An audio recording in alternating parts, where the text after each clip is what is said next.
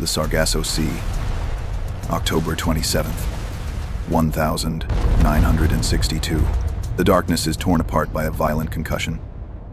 200 meters down, the steel ribs of Soviet submarine B-59 groan under the impact. The air inside is toxic, suffocating soup of carbon dioxide and diesel fumes, hovering at a hellish 50 degrees Celsius. Men are fainting at their stations, stripping down to their underwear just to survive the heat. Another explosion rocks the boat. To the Americans on the surface, these are signaling charges, harmless grenades demanding the subsurface. But inside the iron coffin, it sounds like the apocalypse. The captain screams that the war has started. His finger hovers over the key to a weapon that will vaporize the fleet above and incinerate the world below. To understand the nightmare unfolding inside the hull of B-59, we must first look at the board. The date is October 1962. The world is holding its breath. The United States has established a naval quarantine around Cuba, polite word for a blockade. A wall of steel designed to strangle Soviet supply lines. 4 Soviet submarines are dispatched from the Kola Peninsula on Operation Kama. Their orders are vague. Their journey is harrowing, and their destination is a trap. Among them is B-59, a Project 641 boat, known to NATO as the Foxtrot-class. She is a diesel-electric hunter, 300 feet of heavy machinery designed for the freezing waters of the North Atlantic, not the tropical boil of the Sargasso Sea. The matchup is a tactical absurdity, a suicide mission in all but name. Hunting the B-59 is the USS Randolph carrier group. We are talking about 11 U.S. Navy destroyers and limitless air support against a single, battery-depleted submarine. The disparity in technology is lethal. The American destroyers are fresh, rotating crews, utilizing active sonar and radar to sweep the ocean surface. The B-59, conversely, is effectively blind. To recharge her batteries, she must snorkel running her diesel engines near the surface, which makes her deaf to sonar and visible to radar. But the Americans are missing one piece of intelligence, a detail that transforms this from a routine sub-hunt into a global catastrophe. They believe they are hunting a conventional vessel. They are wrong.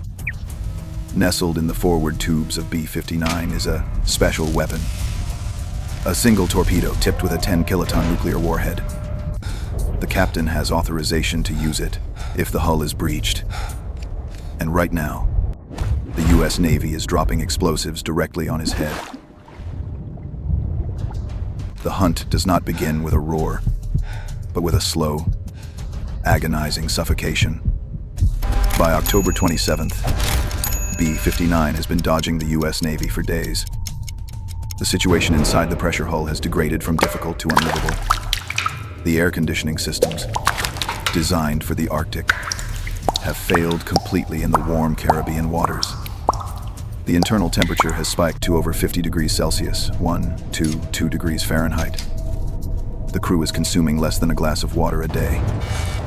Carbon dioxide levels are climbing towards critical toxicity. Men are losing consciousness on watch. But the physical torture is secondary to the tactical nightmare. The electric batteries the submarine's lifeblood while submerged air virtually dead. Captain Valentin Savitsky faces a grim calculus: surface to recharge and surrender the element of surprise, or stay deep and die of asphyxiation. But the choice is made for him. Active sonar pulses from the USS Beale and USS Coney begin to hammer the hull. Ping, ping, ping. To a submariner, this sound is not just noise. It is a tactile sensation, a physical blow against the metal skin that separates them from the crushing depths. They are boxed in. Savitsky attempts to evade, diving deep, but the batteries can barely turn the screws.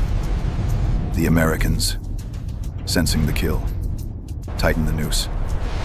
They begin dropping practice depth charges, PDC signaling explosives.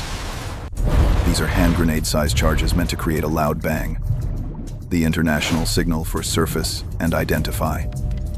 Down in the dark, however, there is no context.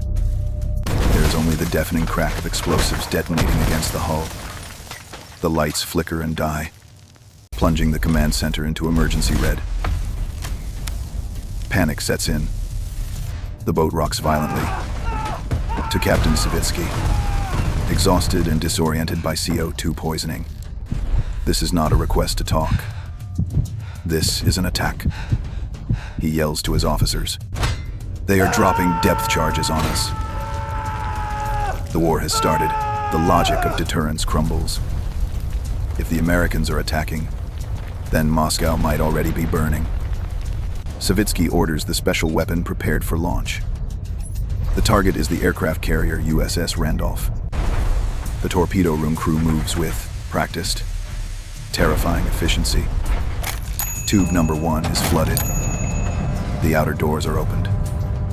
The firing solution is calculated. We are seconds away from a nuclear detonation that will vaporize the US fleet and trigger a retaliatory strike that will end civilization. But the Soviet naval protocol for nuclear launch requires unanimity. 3 officers must agree: the captain, the political officer, and the flotilla commander. Captain Savitsky shouts fire. The political officer, Ivan Semenovich Maslenikov, nods in agreement. He too believes the end has come. 2 keys turn. 1 remains. Vasili Arkhipov, the flotilla commander and second in command of the B-59, stands his ground. In the sweltering, noise-filled command center, an argument erupts. Savitsky is furious, screaming that they will not die in shame, that they will take the Americans with them. Arkhipov remains the anchor in the storm. He argues that the explosions are signaling charges, not kill shots. If the Americans wanted to destroy them, the B-59 would already be crushed. He refuses to authorize the launch. For minutes that stretch into eternity, the fate of the world hangs on this heated exchange between 2 sweating, exhausted men in a steel tube. Finally, the fever breaks. Savitsky lowers his hand. The order is rescinded. The B-59 blows her ballast tanks. She rises, breaking the surface right in the middle of the U.S. fleet. The hatch opens, and the cool night air rushes in. There is no nuclear mushroom cloud, just the silent tension of a standoff, and the hum of American destroyers circling their prey. We need to decompress the narrative here and analyze the failure points. How does a standard naval signaling procedure nearly trigger a nuclear holocaust? The answer lies in the lethal convergence of acoustic physics, physiological breakdown, and the fog of war. First, consider the environment. The Sargasso Sea is unique. Its high salinity and temperature create complex thermocline layers of water that bend and refract sound. But for B-59, the ocean didn't hide them. It amplified the threat. To the sonar operators on the USS Beale, dropping practice depth charges, PDCs, was a non-lethal communication strategy.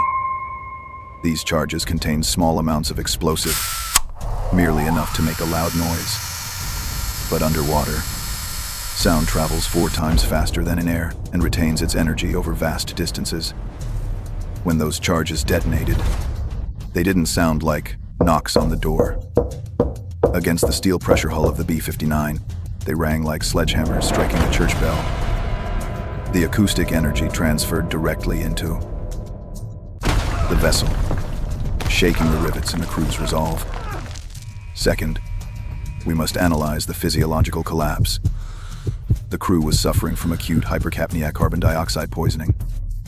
With the ventilation systems dead, CO2 levels inside the boat were nearing lethal toxicity. Physically, this causes headaches and fainting. Psychologically, it induces paranoia, confusion, and irrational aggression. Captain Savitsky's brain was literally being starved of oxygen while being cooked in 120-degree heat. His decision to fire wasn't just a tactical error. It was a biological failure induced by the submarine's inability to cope with the tropical environment. Finally, there was the information vacuum. Modern warfare relies on connectivity. B-59 had none. They had been too deep to receive radio traffic for days. They missed the broadcasts about the code, quarantine procedures. They didn't know about the diplomatic negotiations in Washington. In that silence, the human mind fills in the blanks with its worst fears. Savitsky assumed the silence meant Moscow had already been destroyed. He believed he was acting as a dead hand, a retaliatory strike from the grave. The Americans were playing a game of cat and mouse. The Soviets were playing end of the world. The misalignment of these two tactical realities is the single most terrifying aspect of the Cuban Missile Crisis. The B-59 returned to Russia, not to a hero's welcome, but to silence and shame. The Soviet High Command was embarrassed by the forced surfacing. One admiral famously told the crew, "It would have been better if you had gone down with your ship." They didn't know what we know now. For decades, the story of the special weapon remained a classified secret. The world continued to spin, oblivious to the fact that on that hot October afternoon, we were one vote away from extinction. Vasili Arkhipov died in 1998, a humble retired vice admiral. It was only posthumously that he was recognized as the man who saved the world. His legacy forces us to re-examine the nature of submarine warfare. We often focus on the machines, the torpedoes, the reactors, the stealth technology. But the ultimate fail-safe isn't a computer or a sensor. It is the human element. The cool judgment of a single man standing in the sweltering dark, listening to the crushing pressure, and choosing life over pride. These are the iron coffins of the deep. Places where the line between duty and disaster is thinner than the steel hull itself.